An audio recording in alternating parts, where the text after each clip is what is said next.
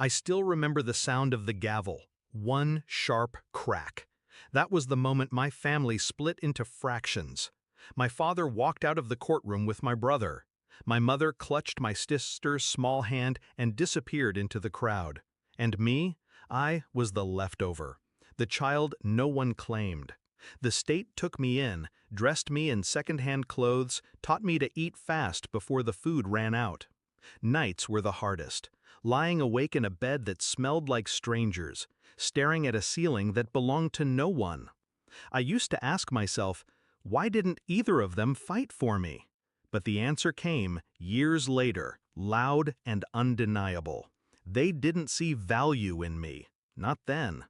Years passed. I grew taller, sharper. Not the broken kid they abandoned, but something colder, quieter, a weapon being forged in silence. Then one day, they all came knocking. My father, gray at the temples, with a forced smile. My mother, eyes wet with rehearsed regret. My siblings, grown now, hovering behind them like shadows. They wanted to be a family again, as if family was something you could resurrect with apologies and old photographs. I didn't slam the door. I didn't scream. I smiled. Because I had been waiting for this moment my entire life. My father invited me to dinner first. He ordered the most expensive bottle of wine, bragging about the company he built with my brother. He spoke like nothing had happened, like I had been on some extended vacation instead of rotting in state care. But I wasn't listening to his words.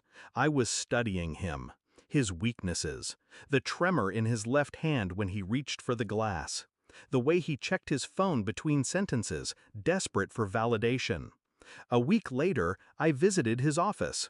I left behind a flash drive, something he assumed was a gift, a slideshow of childhood pictures I found. He didn't know it carried something else, a traceable program, pulling financial records, client lists, and secrets he thought buried. By the time I was done, his empire was bleeding. Slowly, quietly. Contracts voided, clients pulled away, one by one. No one suspected me. I made sure of that. My mother was next. She played the role of victim well, wringing her hands, speaking of sleepless nights, whispering how she regretted leaving me behind. But guilt is cheap when it's spoken. So I tested her. I let her believe I needed her. I asked for small favors, financial help, introductions. She offered them eagerly, proud of her redemption. What she didn't know was that every account number, every signature, every careless document she handed me was fuel. When the audits came, when the debts she had hidden beneath layers of charity and fraud surfaced, she cried. She looked at me, desperate, pleading. I only tilted my head. Now you know how it feels to be abandoned. But my siblings, they were different. They hadn't chosen. They had been carried away. Still, they grew up under roofs while I slept in rotating beds with strangers. They ate home-cooked meals while I memorized the metallic taste of cafeteria food.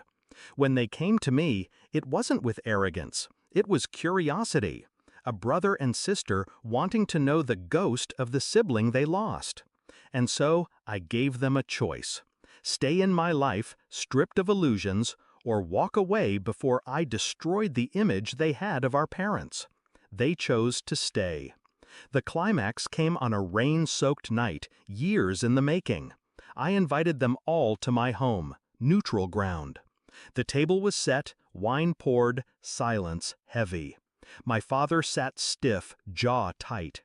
He'd lost his company, his reputation shredded by whispers he couldn't trace. My mother, pale, shaking, her assets frozen, her name dragged through investigations. And my siblings, caught between the wreckage and me. I looked at them one by one. "Do you know what it feels like," I said, voice calm, "to watch your family walk away, each taking a piece of you, and leave nothing behind?" No one answered. They couldn't.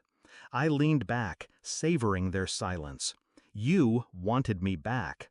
But the child you abandoned doesn't exist anymore. My father's hands clenched into fists. My mother's lips trembled. My siblings lowered their eyes, realizing the truth.